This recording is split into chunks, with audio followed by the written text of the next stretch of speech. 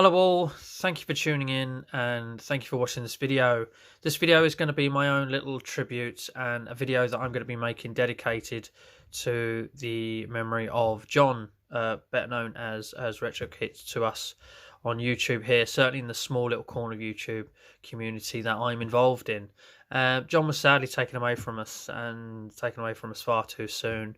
He was a very kind, genuine, humble man with the kindest of souls, and someone that I got to know and then became friends with. Something I don't expect to do through YouTube is make friends with people. Certainly it wasn't when I started out, and I've made a lot of friends, made a lot of good friends, and John was one of them. It was very easy for me to get on with John from the start. Not only was he a very kind, welcoming, warm-hearted person, but he was a 360 collector, so was I. He liked wrestling, so did I. He likes football, so did I, and the list goes on. Just had so much in common as well, and it was always great to interact with John. He had his own channel, which was obviously how we all know him as Retrokit, and I know he took his stuff down because just being on YouTube wasn't about trying to reach for the stars or become a well-known name or anything like that. It was just a case of sharing his hobby with like-minded people and reaching out to people that also shared the same interests as him, and that's exactly what happened. He reached out, and along with many others, he found me and became someone that I found very relatable and got to know very well and had plenty to talk about. So as I said, this video is going to be dedicated to John, and I do kind of want to show a few Xbox 360 pickups as my way of doing it, because he had the full set. He was very proud of owning the full set on the 360, and it's something I'm still going for. And I've got a handful of pickups here. There's only 5 games, but I do want to dedicate it to John. And yeah, let's crack through those games, and I'll say a little bit more afterwards, no doubt. But first of those games is I say it's just a sports title, NBA 2K18, marked up at £32, cropped up in one of my local stores. I've got the old vouchers out, so I had a gift of a voucher from someone of £9, so I grabbed that. I grabbed a handful of other games I wanted to trade in, and then made up the money myself and picked up NBA 2K18 for £32. Annoyingly, it's now dropped down to 28, so like a week later after I'd bought it, but that's just the way it is, the way the market is, isn't it? And it is a game that comes with a manual. It had a manual as well, and being one of the latest sports titles on the system, it's one that I was always looking out for and wanted to nab as soon as I could basically come across it, if I could. And unfortunately, with vouchers and trading stuff up and a little bit of cash, I was able to nab it. I think the only one I'm missing now is 2K17, so that's one I'm still very much on the lookout for. Okay, so second sports title, let's get this one out of the way as well. FIFA 19. Now, this was one that I was always willing to hold out for, always wanted to hold out for, and I knew if I waited it would turn up a car boot sale at charity shop for £1 or something like that. However, they decided to announce that the servers for this game are going offline on February 14th, and me being the achievement hunter that I am, wanted to get all those online ones before that happened, or at least try and get some of them, or as many as I could, before that happened. So out come the vouchers again. It is worth noting that every game I'm showing you in this video, apart from this one, were actually bought in the tail end of last year. I only picked this up about a week ago. So yeah, we got this. We did see X online because unfortunately neither of my local stores had it, and we nabbed it.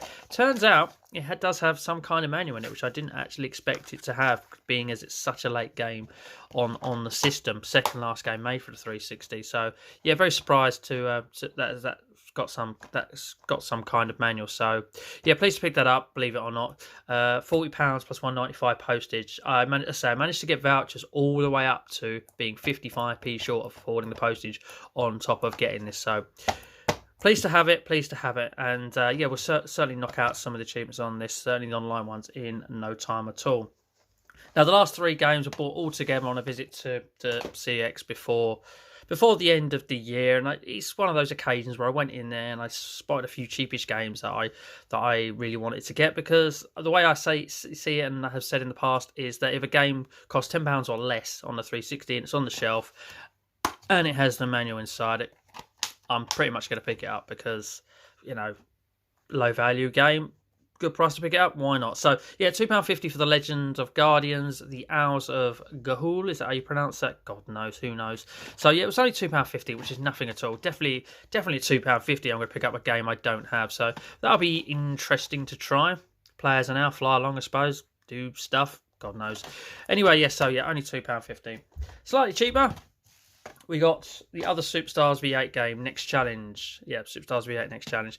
This was only £2. Funny enough, I did a CX roulette which involved picking this game up, and it was the worst copy of a game I've ever picked up through CX. Literally case cracked, disc scratched, everything was grotty about it. It was horrible.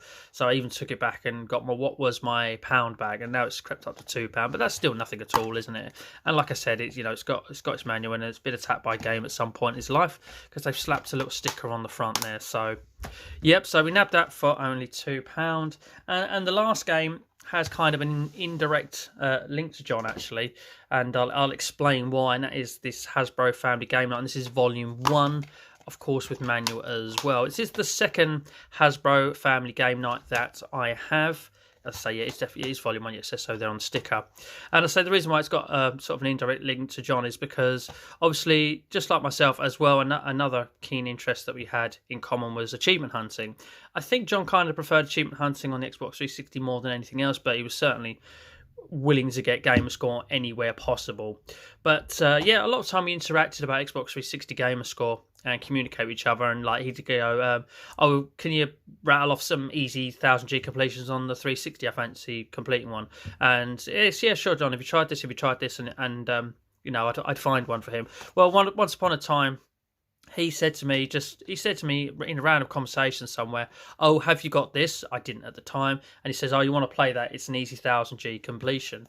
So every time I see, this isn't a pickup, I've had this for a long while. So every time I see this game, Family Game Night 4, the game show, I will think of John, because John said to me, have you got the Family Game Night 4, because it's an easy 1000G, you want to get on that and play it, and he explained to me why, how long it would take, and of course all the info was bang on. I got my 1000G out of it, and yeah, so yeah, credit to John for supplying the information and telling me about getting onto this one and getting a 1000G out of it.